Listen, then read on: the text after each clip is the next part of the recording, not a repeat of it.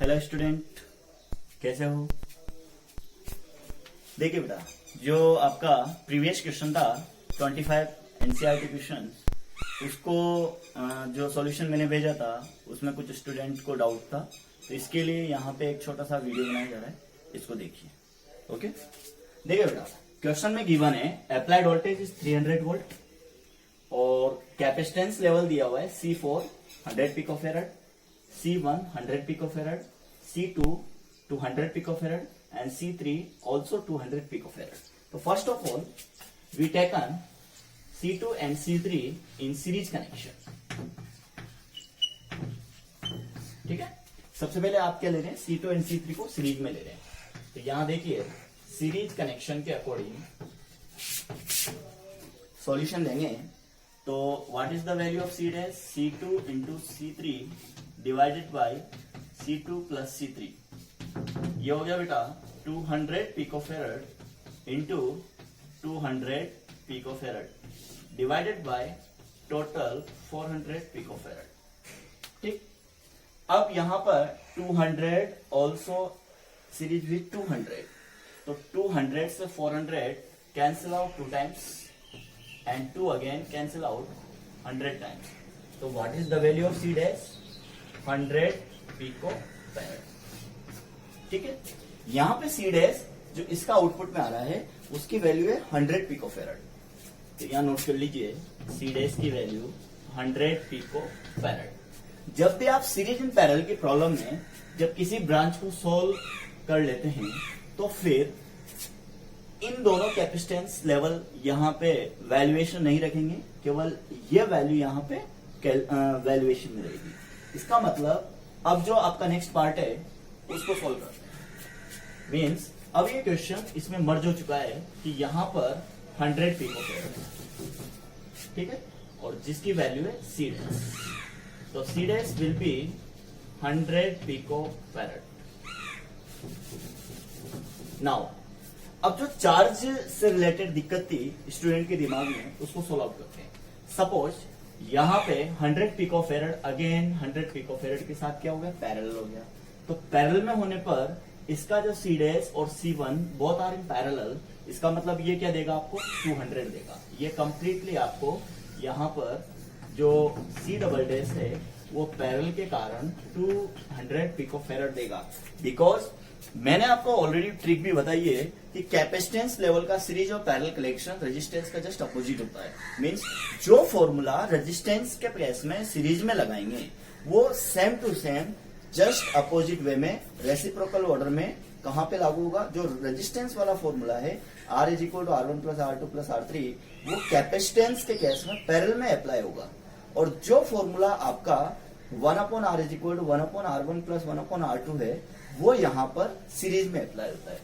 तो देखिए now C dash will be 200 picofarad और in this case 200 picofarad again series with 100 picofarad. तो इसको यहां पे सोल्व करेंगे। तो C is equal to C4 into C double dash divide by C4 C double dash. तो ये हो जाएगा C4 100 पिकोफैरड,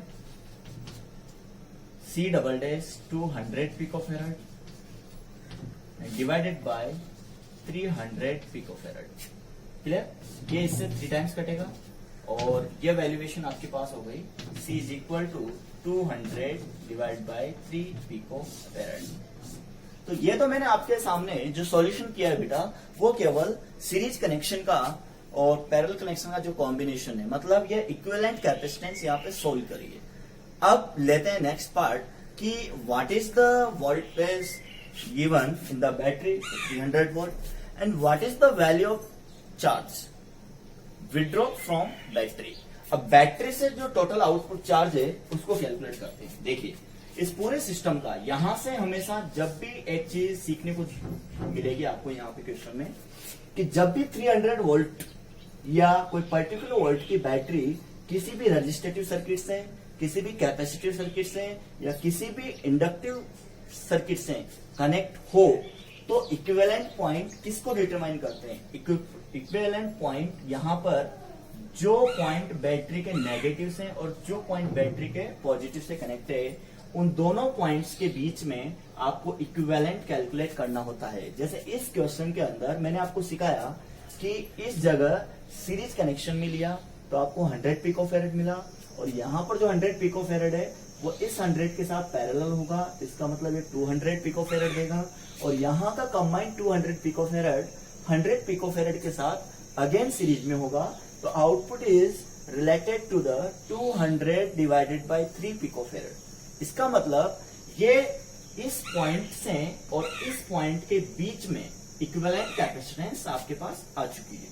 ठीक है, क्वेश्चन को डायग्राम से ही सॉल्व आउट करना है। इसका मतलब आपको what is the valuation of charge, what is the valuation of charge discharge from this battery, इस बैटरी से कितना चार्ज डिस्चार्ज होगा उसको यहां कैलकुलेट करेंगे। The amount of Q is equal to, देखिए अमाउंट ऑफ क्यू यहां पे कैलकुलेट करेंगे तो वो सीवी से रिलेटेड होगा। सी की वैल्यू क्या है 200 divided by 3 picofarad, and what is the voltage applied here 300 voltage. ठीक, तो व्हाट इज द कंबाइंड 3 से कैंसिल आउट 100 टाइम्स और आपके पास आ गया 1 2 3 4 20,000 पिको कूलम्ब। क्लियर? तो यहां पर total amount of charge withdraw from battery is 20,000 pico coulomb. It will be convert in order of next series. देखिए 10 की पावर 4 यहां पर है और 10 की पावर -12 पिको में है, तो 2 इंटू 10 की power -8 coulomb. The next value is 2 into 10 की पावर -8 कूलम्ब, यहां पे डिटरमाइन हो चुकी है। क्लियर?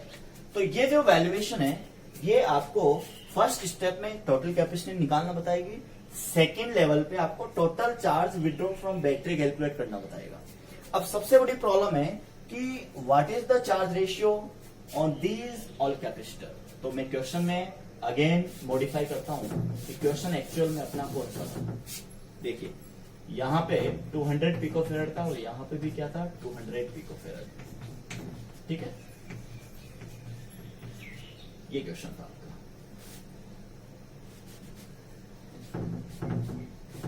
और इन दोनों का जो रिजल्टेंट था वो रिजल्टेंट था सी डैश, मतलब 100 पिकोफैरेड। बस ये आउटपुट आपका था। तो 100 पिकोफैरेड और 100 पिकोफैरेड यहां पर इक्वल कैपेसिटर है। कैपेसिटेंस लेवल क्या है बेटा इक्वल है।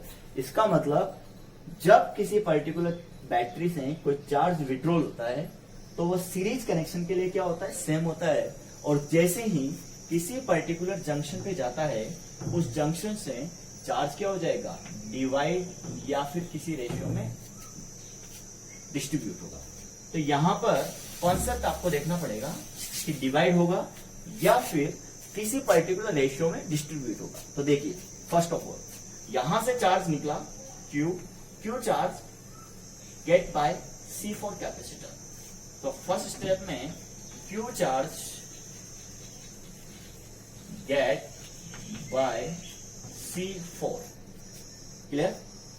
अब C4 पर आपको चार्ज की वैल्यू देखनी है, तो टोटल चार्ज यहां से पास होगा। तो ये जब चार्ज यहां से पास हो रहा है तो इस कैपेसिटर C4 को 100 पिकोफैरेड वाले कैपेसिटर को ये क्यू चार्ज से क्या कर देगा चार्ज कर देगा। तो what is the amount on this Q. तो क्यू की वैल्यू क्या है 2 इंटू 10 की पावर -8 कूलम्ब। क्लियर? क्यू की वैल्यू क्या है 2 इंटू 10 की power -8 coulomb, that is the value Q. अब नेक्स्ट पार्ट है आपका इस पर वोल्टेज निकालने का। तो V4 is equal to Q upon C4। Q की वैल्यू कैलकुलेट करेंगे तो 2 इंटू 10 की power -8 divided by C4 100 picofarad, तो 100 इंटू 10 की पावर -12 और ये हो जाएगा कूलम्ब में। यहां पर 10 की पावर -8 है और यहां पर 10 की पावर -10 है, तो ये रिमेनिंग आउटपुट देगा 10 की पावर +2 का। तो 2 से मल्टीप्लाई होकर जो वोल्टेज आपके पास आ रहा है वो वोल्टेज आ रहा है V4 is equal to 200 volt. क्या आ रहा है बेटा 200 वोल्ट। क्लियर? तो इस पर जो वैल्यू ऑफ पोटेंशियल आएगी वो V4 आएगी। ये V4 है यहाँ पे। क्लियर? तो आप लोगों को सबसे पहले first of all total capacitance calculate करना है। सेकंड केस में आपको total charge withdraw from battery वो कैलकुलेट करना है जो वहां पे कैलकुलेट है। नेक्स्ट पार्ट में यहां से स्टार्ट करते हैं। यहां से क्यू चार्ज सबसे पहले C4 को जाएगा। इसका मतलब जब चार्ज C4 के पास जा रहा है तो Q charge get by C4, इसका मतलब Q इज इक्वल टू क्या होगा यहाँ पे C4 V4। Now V4 is equal to Q upon C4। The valuation is 200 volt. तो यहां पर जो वोल्टेज होगा वो बेटा 200 वोल्ट होगा। ठीक, ये आपका कैलकुलेट हो चुका है। ठीक है, तो ये ऑलरेडी आपको भेजा जा चुका है पर मैं इसको एक्सप्लेन कर रहा हूं। अब देखिए बेटा, नेक्स्ट केस में बात करते हैं कि कैपेसिटेंस रेशियो के साथ चार्ज को कैसे डिवाइड करते हैं, क्योंकि रजिस्ट्रेटिव सर्किट में जो रेजिस्टेंस लेवल होता है उसके बेस पर करंट को डिवाइड करते हैं। सपोज यहाँ पे क्यू चार्ज फ्लो हो रहा है, इसका मतलब ये आई करंट जा रही है जंक्शन तक। तो रजिस्ट्रेटिव सर्किट में करंट डिटरमाइन करते हैं, कैपेसिटिव सर्किट में चार्ज डिटरमाइन करते हैं। तो यहां पर देखिए 100 पिकोफैरेड और इसका जो आउटपुट है वो भी 100 पिकोफैरेड है। इसका मतलब दोनों ब्रांच में इक्वलेंट ब्रांच है और दोनों में अपर ब्रांच एंड लोअर ब्रांच दोनों में इक्वल कैपेसिटर है, तो जो चार्ज वैल्यू है वो इक्वली डिवाइड होगी। इसका मतलब यहां पर C1 ratio with C dash equal to 1:1, तो मीन्स इस पर जो चार्ज होगा इस ब्रांच में वो Q/2 में डिवाइड होगा। इसका मतलब आधा चार्ज कहां चला गया, ऊपर वाली ब्रांच में, और आधा चार्ज कहां गया, नीचे वाली ब्रांच में। तो आप इस बेस पर C1 में V1 निकाल सकते हो। तो V1 की वैल्यू क्या हो जाएगी, Q/2 divided by C1। Q की वैल्यू कितनी है, 2 इंटू, अब देखो इसका फॉर्मूला यहां बनेगा Q upon twice C1। Clear, आपको बस वैल्यू पुट करनी है। Q की वैल्यू पुट कीजिए 2 into 10⁻⁸ divided by 2। What is the value of C1, 100 picofarad, तो 100 इंटू 10⁻12 और ये आपका वोल्ट में आ जाएगा आंसर। 2 से 2 कैंसिल आउट, सॉल्व करने पर आपको 100 वोल्ट मिलेगा। क्या मिलेगा बेटा, 100 वोल्ट। क्लियर, अब देखिए इस ब्रांच के अंदर आपको जो V1 मिल रहा है वो 100 वोल्ट मिल रहा है। क्या मिल रहा है, 100 volt. And this branch now parallel with this branch, इस ब्रांच के साथ ये पैरेलल है। इसका मतलब इस कंप्लीट ब्रांच पर भी पोटेंशियल क्या होगा, सेम होगा। बट यहां पर 2 कैपेसिटर अवेलेबल है, तो दोनों कैपेसिटर पे या तो आप V2 निकाल लो, तो Q/2 जा रहा है प्लस C2 के साथ, तो Q upon twice C2। Q की वैल्यू है 2 into 10⁻⁸ and divided by 2।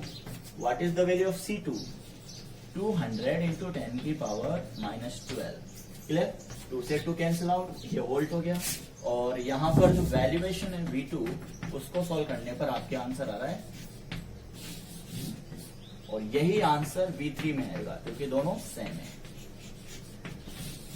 Clear, तो V2 की वैल्यू 50 वोल्ट होगी एंड अगेन V3 की वैल्यू भी 50 वोल्ट होगी। अब आपको देखना यह पड़ेगा कि सर इस ब्रांच में 100 पिकोफैरेड वाले कैपेसिटर पर आउटपुट 100 वोल्ट आ रहा है, तो इस पूरी ब्रांच में भी वोल्टेज कितना है, 100 वोल्ट है। But it will equally divided in 2 capacitor C2 and C3, क्योंकि यहाँ पे 200 पिकोफैरेड है और यहाँ पे 200 पिकोफैरेड है। तो यहाँ पे इन दोनों का जो रेशियो है वो आपस में इक्वल है। इसका मतलब वोल्टेज क्या हो गया, इक्वली डिवाइड हो गया। इफ यहाँ पे आपके पास 200 पिकोफैरेड होता और यहाँ पे 100 पिकोफैरेड होता, उस केस में अगर यहाँ पे C2 C3 का रेशियो 2:1 में होता, तो जो V है 100 वोल्ट, वो 100 वोल्ट भी 2:1 के रेस्पेक्ट में ही सोल्व होता। लेकिन दिक्कत क्या है, Q is equal to CV होता है, तो Q को कांस्टेंट, इस पर्टिकुलर ब्रांच में Q को कांस्टेंट रखने के लिए जिसका C रेशियो ज्यादा है उसका V रेशियो क्या होता, कम होता है। इसका मतलब आपका रेशियो बैठेगा यहाँ पे 1:2। क्या बैठेगा, 1:2। तो ये Q को कांस्टेंट करेंगे तो C इनवर्सली 1/V चलता है। जहां पे कैपेसिटिव रेशियो 2:1 है सिंगल ब्रांच के लिए, तो वोल्टेज रेशियो क्या हो जाएगा, 1:2 होगा। क्लियर, तो 100 what it will B divided in this case 1:1, क्योंकि यहाँ पे रेशियो क्या है, इक्वल है। तो ये आपका सॉल्यूशन एनसीईआरटी का टॉप मोस्ट क्वेश्चन है, और CBSE, RBSE, competitive exam, IIT, JEE और नीट में सब जगह ये क्वेश्चन पूछा गया है, और बहुत ही अच्छा क्वेश्चन है, क्योंकि इसमें कैपेसिटर से रिलेटेड कंप्लीट कॉन्सेप्ट अप्लाई हो रहा है। ओके, तो ये पर्टिकुलर न्यूमेरिकल को आप अच्छे से सॉल्व कीजिए, और जो मैंने आपको असाइनमेंट भेजा है उसमें कहीं डाउट हो तो वो भी आप कंप्लीट कीजिए। तो ये तो आपका क्वेश्चन रहा। अब नेक्स्ट टॉपिक लेते हैं, one de graph. Hello everyone, देखिए बेटा, जो अपना नेक्स्ट टॉपिक है उसे लेते हैं, वन डे ग्राफ जनरेटर। ठीक है, one de Graaff generator last topic है और वेरी वेरी इंपॉर्टेंट है, थ्योरेटिकल टॉपिक है और लार्ज स्केल पर पूछा गया टॉपिक है। इसका जो टोटल कॉन्सेप्ट है वो स्पेरिकल पोटेंशियल से रिलेटेड है। तो फर्स्ट ऑफ ऑल यहाँ पर इसका कंस्ट्रक्शन देखते हैं, कंस्ट्रक्शन में क्या क्या गिवन है। First of all, insulating converter in belt convert with pulley second and pulley first. तो यहाँ पर एक दो पुली रिलेटेड है, P1 and P2 connected by the insulating belt. Insulator belt इसलिए यूज की है क्योंकि जब भी इस पर P1 पुली से रिलेटेड ब्रश B1 इसको कहीं ना कहीं चार्ज को शिफ्ट करेगा, charge shifting on it and it will be continuously moving upper direction. तो यहाँ पर बेटा एक ब्रश लगा हुआ है, that is brush is called as B1, and यहाँ पर जो पार्ट है वो ब्रश B2 से कनेक्ट है, तो दैट इज ब्रश B2। ठीक है, charge always determined by the help of potential, charge always determined by the help of potential level. ठीक है, तो फर्स्ट ऑफ ऑल ये सिनेरियो दिया गया है। सिनेरियो में एक पर्टिकुलर लार्ज स्केल जिसकी कैपिटल आर रेडियस है, उस रेडियस का एक कंडक्टर खोल दिया गया है जिसे स्पेरिकल सेल का नाम दिया गया है। तो ये एक स्पेरिकल सेल है, ठीक है, उसके इनसाइडेड एक पुली से कनेक्टेड है P2 और P1। There are brush B1 and connected respective order, brush B2 also connected with pulley second order. So first of all, we note there is battery, clear? और battery provide to positive charge brush B1, and brush B1 already spread positive charge continuously on this belt. Belt के बारे में आपको मैं बताता हूं कि this belt is related to the insulator. तो इंसुलेटर पे जितना भी चार्ज स्प्रेड करोगे वो पर्टिकुलर उसी पॉइंट पे आपको मिलेगा, जबकि कंडक्टर में ऐसा नहीं होता है।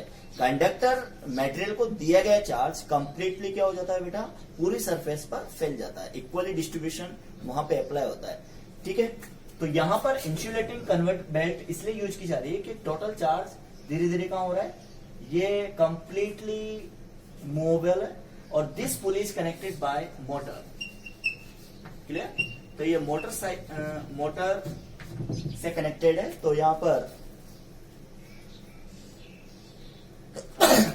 मोटर से कनेक्टेड है, तो मोटर से कनेक्टेड है, तो P1 पुली यहाँ पे रोटेटरी कंडीशन में। सेम टू सेम कॉन्सेप्ट आपने देखा होगा, पुराने जमाने की जो आटा चक्की होती है उसमें दो बेल्ट लगी रहती है। एक तरफ आप गेहूं डालते हो और वो गेहूं बेल्ट पे आगे शिफ्ट होते हैं और क्रशर में गिर जाते हैं। तो सेम टू सेम कॉन्सेप्ट यही है कि यहाँ पर पॉजिटिव चार्ज क्या होगा, इस पे स्प्रेड ओवर हो रहा है।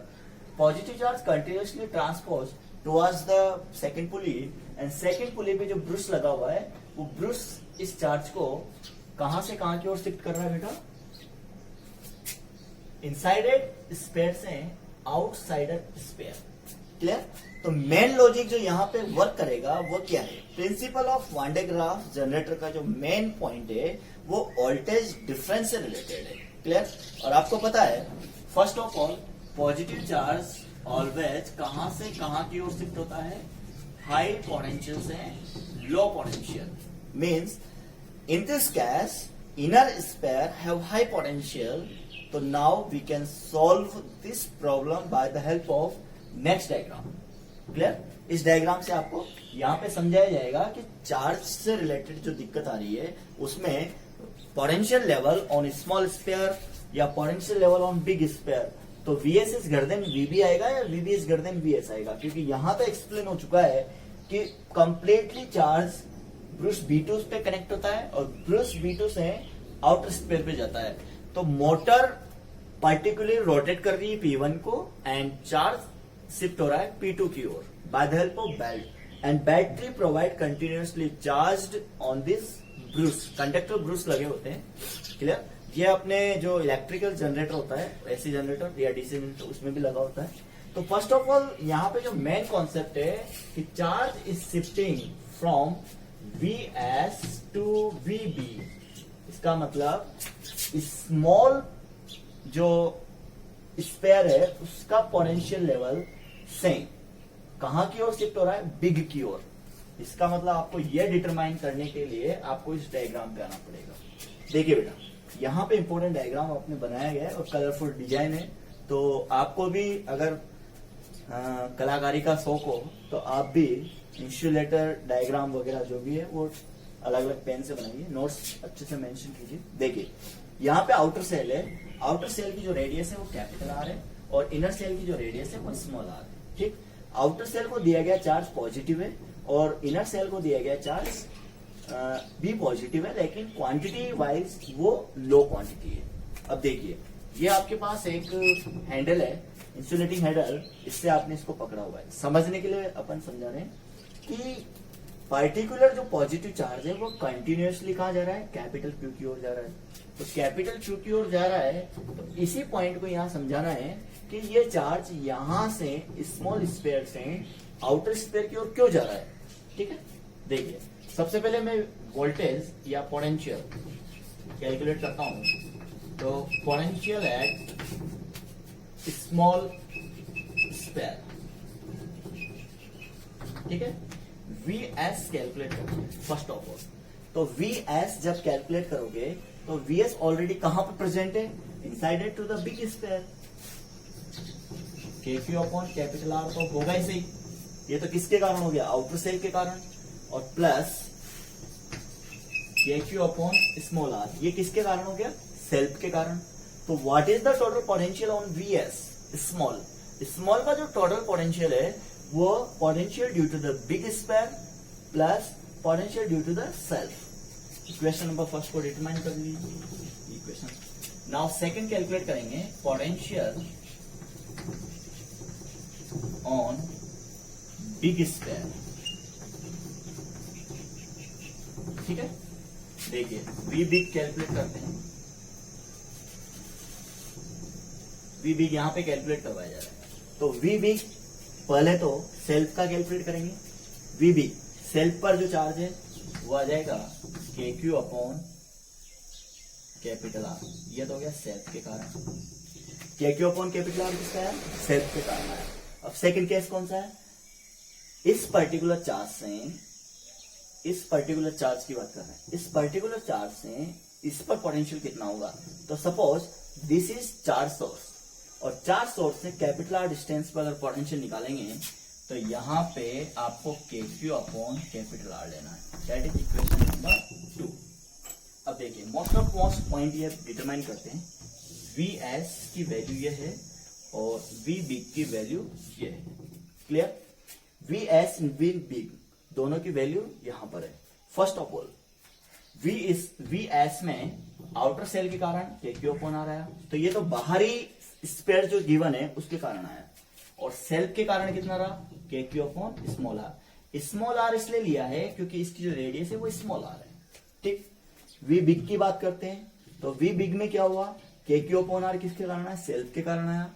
इसमें ये सेल्फ है और इसमें ये सेल्फ है, ये दूसरे के कारण है और इसमें ये दूसरे के कारण है। तो KQ तो ये हो गया, चार्ज हो गया, लेकिन यहां से कैपिटल R डिस्टेंस पे निकालना है। अब आपको समझने की बात है, याद रखने के लिए, वी बिग जब कैलकुलेट करेंगे तो नीचे डिनोमीटर में कैपिटल R आएगा और वी स्मॉल कैलकुलेट करेंगे तो कैपिटल चार्ज के नीचे कैपिटल रेडियस लेंगे और स्मॉल क्यू के नीचे स्मॉल r लेंगे। बस यही ट्रिक है यहाँ पे, ठीक है। देखिए KQ अपॉन R दोनों में लेवल कांस्टेंट है, तो ये वैल्यू तो दोनों में बराबर होगी। अब एडिशनल वैल्यू को देखते हैं। KQ न्यूमरेटर में दोनों जगह कॉमन है, small r and capital R में देखना है। तो आपको मैं बता दूं कि अगर स्मॉल r की value less than capital R है तो 1 upon R obviously 1 upon R से क्या होगा, ज्यादा होगा। इसका मतलब यहां पे क्या है, 1 अपॉन R आ रहा है, 1 अपॉन आर आर है, तो ये चीज यहाँ डिटरमाइन करती है कि V S is greater than V B. Clear? Now solve is equal to K Q 1 upon R minus 1 upon small R. आपको जो सॉल्यूशन करने पर मिलेगा वो ये मिलेगा। देखिए बेटा, यही चीज यहाँ पे लागू होती है कि इंटरनल जो स्पेयर है उस पर जो पोटेंशियल दिया गया है वो वीएस से काउंट हो रहा है, और आउटर जो स्पेयर है उस पर जो पोटेंशियल दिया है वो वी बिग पे काउंट हो रहा है।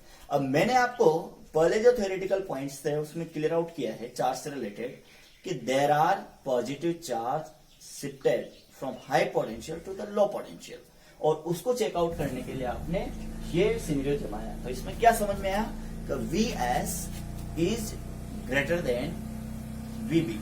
क्लियर? तो स्मॉल जो स्पेरिकल सेल दी गई है उसका पोटेंशियल लेवल ज्यादा है, तो टोटल चार्ज कंटिन्यूअसली कहां शिफ्ट होता जाएगा? बिग स्पेयर की ओर। और लास्ट में आपको रिजल्ट क्या मिलेगा? रिजल्ट ये मिलेगा कि this battery continuously provide charge value to Van de Graaff conveyor belt, and conveyor belt shifting to the brush B1 and brush B1 also shifting it outer shell. तो outer shell में जो outer cell दी गई है उस outer cell पर continuously क्या होगा? चार्ज शिफ्ट होगा। अगर वहां पे आउटर सेल में कंटिन्यूअसली चार्ज शिफ्ट होगा, it means we can say that at the large value of charge receive by outer shell it produce high level of potential. क्या प्रोड्यूस करेगी ये? High level of potential produce करेगा। इसका मतलब one de graph का जो main motive है वो मोटिव क्या है? One de Graaff generator useful for variable quantities high potential level will be generated for the industries, but दिक्कत क्या है? जितना लेवल ऑफ हाई पोटेंशियल आप लोगे उतना ही आपको आउटर सेल लेना पड़ेगा। तो आउटर सेल को कितना बड़ा करेंगे और हाईली पोटेंशियल लेवल या फिर मेगा पोटेंशियल लेवल यहाँ पे जनरेट करेंगे तो it will be harmful in our daily life, and this is not practically possible on large scale. Clear?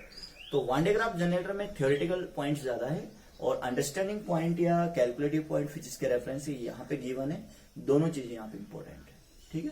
लेकिन आपको जो नोट्स दिया जाएगा वो सीक्वेंस में है। पहले ये समझाया जा रहा है VS is greater than VB, then not construction and working phenomena. Clear?